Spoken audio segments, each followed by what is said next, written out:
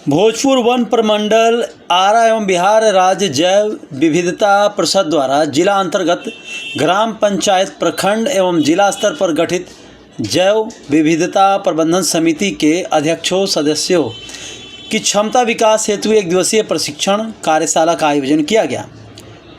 Bhojpur one प्रमंडल आरा एवं बिहार राज्य जैव विविधता परिषद द्वारा जिला अंतर्गत ग्राम पंचायत प्रखंड एवं जिला स्तर पर गठित जैव विविधता प्रबंधन समिति के अध्यक्षों सदस्यों की क्षमता विकास हेतु एक दिवसीय प्रशिक्षण कार्यशाला का आयोजन किया गया। इस कार्यशाला में आरा प्रक्षेत्र के अंतर्गत आने वाले 8 प्रखंडों के लगभग 150 प्रतिभागियों ने भाग लिया। कार्यक्रम का उद्घाटन विधिवत आयोजन पर्यावरण वन एवं जलवायु परिवर्तन विभाग के मंत्री डॉक्टर प्रेम कुमार के दिशा निर्देश पर किया गया।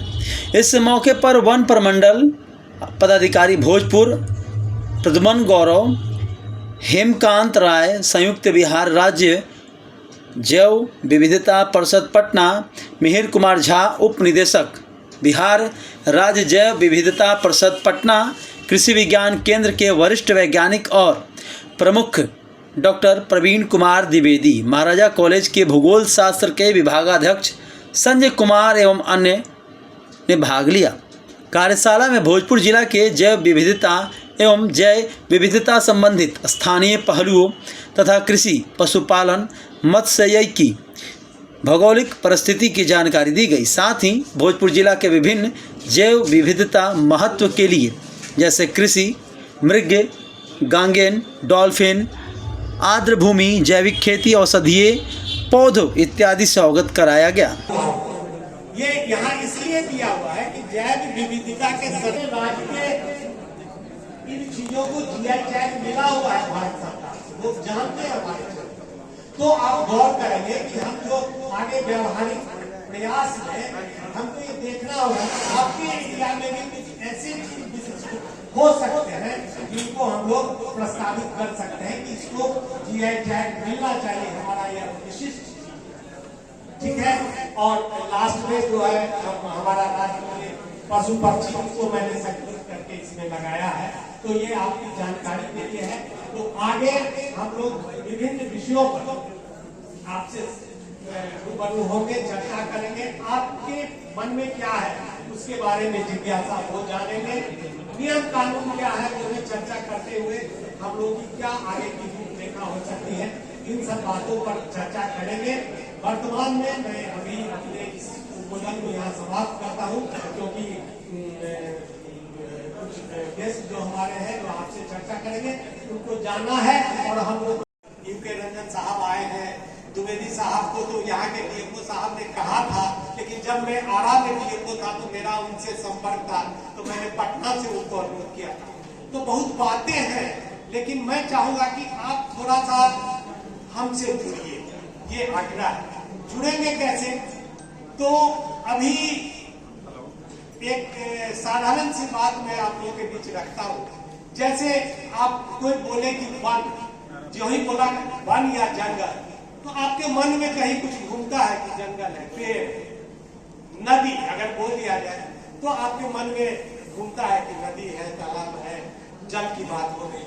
मत्स्य बोल दे तो एकदम आपके दिमाग में मछली का चित्र आ जाता है। कोई भी चीज आप बोल दीजिए, अपने पिता का नाम लीजिए तो उनका दृश्य आपके मन में आ जाए। जो भी चीज आपके मन में लाने का प्रयास हम लोग यहाँ करते हैं। अभी जो जैव विविधता की बात करेंगे, जिसके आप अध्यक्ष हैं, समिति बनी हुई है, उसके जो नियम वैधानिक प्रावधान क्या करने हैं वो हम आपसे मिलकर चर्चा करें। सिर्फ हम आपको बताने नहीं आए हैं, आपको जागृत करने आए हैं कि आपका क्या उसमें भूमिका हो सकती है। छोटे ही तौर पर सारे काम आप नहीं कर सकते। जैसे पंचायत का दिया तो सीधे मनरेगा दिमाग में है, पंचायत का दिया तो रोड बनाना है, तालाब खुलवाना है, सारी कार्य उसमें एक जैव विविधता को हम कैसे लाएं, ये हमारा इस प्रशिक्षण का उद्देश्य है। और आप तक बिना आपके माध्यम से जब हम वैधानिक प्रावधानों पर आएंगे, आपसे चर्चा करेंगे, तो हम आपको बताएंगे कि आपका रोल कितना महत्वपूर्ण है और आपको कितनी शक्तियां हैं और किसका कितना उपयोग कर सकते हैं। तो उस बात पर चर्चा करेंगे। पहले तो मैं उन सब बातों की पहले चर्चा करता नियम कानून का, लेकिन हमारे कुछ गेस्ट जिनको हमने बुलाया है कि चर्चा करना आपसे उनसे कराना यहाँ आवश्यक है। लोग जो है सब परेशान है, घर से बाहर नहीं निकल रहे हैं। क्यों नहीं निकल रहे भाई? स्मोक है। स्मोक कहां से आ गया? हमने क्या किया? हमने एक नया काम शुरू कर दिया। हमारे खेतों में मशीनें आई और हम लोग जल्दीबाजी में हमने उसको जलाना शुरू कर दिया। अब जलाना शुरू कर दिया है तो पूरा का पूरा जो है इकोसिस्टम, पूरा का पूरा इकोसिस्टम हमारे डिस्टर्ब हो गया। मैं आपको बताऊं कि हम लोग बात करते हैं एक चुटकी मिट्टी की, कि अगर एक चुटकी मिट्टी हम उठाते हैं तो उसमें हमारे लाखों जीव होते हैं। एक चुटकी में लाखों जीव होते हैं जो हमें दिखाई नहीं देते। उन सारे जीवों की भूमिका है हमारे लिए। हम जो खाना खा रहे हैं, कहां से खा रहे हैं? खेतों से खा रहे हैं। खेतों में जो खाना पैदा हो रहा है वो कहां से पैदा हो रहा है? वो जमीन में पैदा हो रहा है। जमीन में उसमें ताकत कहां से आ रही है उसको खाना पैदा करने की? ये उन जीवों से आ रही है। एक छोटा सा एग्जाम्पल मैं दे रहा हूं, क्योंकि समय कम है, लेकिन मैं आप छोटा एग्जाम्पल दे रहा हूं कि हमारे आपके अगल बगल में ईंटें बनती है और ईंटें बनाने के लिए जमीन की खुदाई की जाती है। खुदाई के बाद बहुत साफ सुथरा बोला, फिर एक मशीन लेकर के आते काटने लगते। तो इस बीच में से सुरक्षा के लिए क्या करेंगे? तरह तरह की जितनी भी जहरीली दवाएं सब हमने डाल दी। आज हमारे यहां देखे एक जीव होता था, पहले लोग कहते थे कि अब क्या है कि शहर में घुसते हैं तो घुसते ही पता चल जाता है कि किसी बड़े शहर में जा रहे हैं। क्यों? क्योंकि शहर आपका स्वागत बदबू से करता है। बदबू तीन तरह की है, कुछ तो कूड़े कचरे की बदबू है, दूसरे मरे हुए जानवरों की बदबू है। उन जानवरों का जो पहले डिस्पोजल होता था वो गिद्ध किया करते थे। अब तो चील नहीं दिखाई दे रही, गिद्ध की तो बात ही खत्म कर दीजिए। अब गिद्ध के संरक्षण का कार्यक्रम चलाया जा रहा है भारत में कि गिद्ध को हम बचाएं। एक समय था कि लोग डरते थे कि गिद्ध घर पे चला जाएगा तो घर को छोड़ना पड़ेगा। अब तो गिद्ध है ही नहीं, घर पर कहां से कटेगा? तो ये तमाम तरह की चीज हमारे यहाँ जो पेड़ पौधे हैं, पेड़ पौधे हमने जो लगाना शुरू किया, क्योंकि हमारे वन विभाग से ही सारे लोग जुड़े हुए हैं, ये इस आंकड़े को ज्यादा बेहतर जानते हैं। हमारे देश में आज लकड़ी की कमी हो गई, टिम्बर की कमी है। क्यों? जिससे भी पूछिए क्या लगाना है भाई? अमरूद लगाना है, आम लगाना है, शरीफा लगाना है, शीशम लगाना है। शीशम लगाना है तुरंत रुक जाएगा, शीशम नहीं लगाना है। आम लगाना है, आम लगाना है। कौन सा आम लगाना है? कलमी आम लगाना है। भाई कलमी आम लगाएंगे तो उसमें टिम्बर कहां से आएगा? बिज्जू लगाएंगे तो उसमें टिम्बर आएगा। बिज्जू आम का पेड़ लगाएंगे तो उस पर आप दांत चढ़ा करके उसमें फल को नहीं तोड़ेंगे, वो गिरता है, उसकी ब्यूटी है, वो गिरता है। गिरा हुआ आम खाने में आनंद आता है। लेकिन जब आप पेड़ को डिस्टर्ब नहीं करेंगे तो उस पेड़ पर चिड़िया रहेगी। आज आप चले जाइए, मिलो चले जाइए, आपको खेत तो दिखाई देंगे, पेड़ नहीं दिखाई देते। और पेड़ अगर कुछ दिखाई भी देते हैं तो इसी तरह के दिखाई देते हैं, कलमी पेड़ दिखाई देते हैं जिसमें चिड़िया का घोंसला एक भी है क्या? नहीं। वो जीव भी सेंसिटिव है। आप दानापुर कैंट में चले जाइए, आपको पूरे चिड़िया दिखाई देंगे। उनको मालूम है कि सुरक्षित क्षेत्र है, यहाँ पे कोई डिस्टर्ब नहीं करेगा। दानापुर से आगे बेली रोड पे चले जाइए, वहां पेड़ है, उस पर कोई चिड़िया नहीं दिखाई। आप उनको मूर्ख समझते नहीं, वो मूर्ख नहीं, सब संवेदनशील है। अगर चिड़िया नहीं है तो चिड़िया नहीं तो फिर आप यहाँ कीड़े तो आएंगे ना भाई।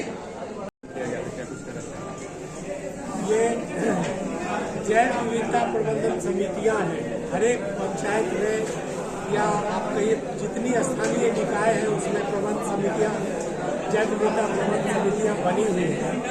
तो जैव विविधता के प्रबंधन में उनकी भूमिका, उनका योगदान, उनका कर्तव्य, दायित्व, इन सब बातों पर उनका जानकारी, उनका बढ़ाना, ये मुख्य उद्देश्य रहा है। और जो बायोडायवर्सिटी एक्ट है और जो नियमावली है, उनके प्रावधानों को निचले स्तर तक लागू करने में कैसे आगे बढ़ा जाए, इन सब बातों पर उन्मुखीकरण कार्यक्रम कहिए या उनके संवर्धन का कार्यक्रम कहिए, ये है आज का ये कार्यक्रम। कौन कौन लोग सर इसमें शामिल हुए थे? इसमें बिहार राज्य जैव विविधता परिषद के सचिव श्री हेमकांत राय, मिहिर कुमार झा निदेशक बिहार राज्य जैव विविधता परिषद, और एक श्री भवेश कुमार है, वैज्ञानिक पदाधिकारी जैव विविधता परिषद, और पटना से 2 विषय विशेषज्ञ बुलाया था हम लोगों ने। एक अनिल कुमार झा वाल्मीकि क्षेत्र से है, सेवानिवृत्त सहायक वन संरक्षक। उसके बाद मत्स्य विभाग के उप निदेशक श्री UR रंजन साहब आए थे पटना से। फिर स्थानीय स्तर पर KVK के वैज्ञानिक हैं श्री द्विवेदी जी वो थे, संजय कुमार साहब किचोली महाराजा कॉलेज के जियोलॉजी डिपार्टमेंट की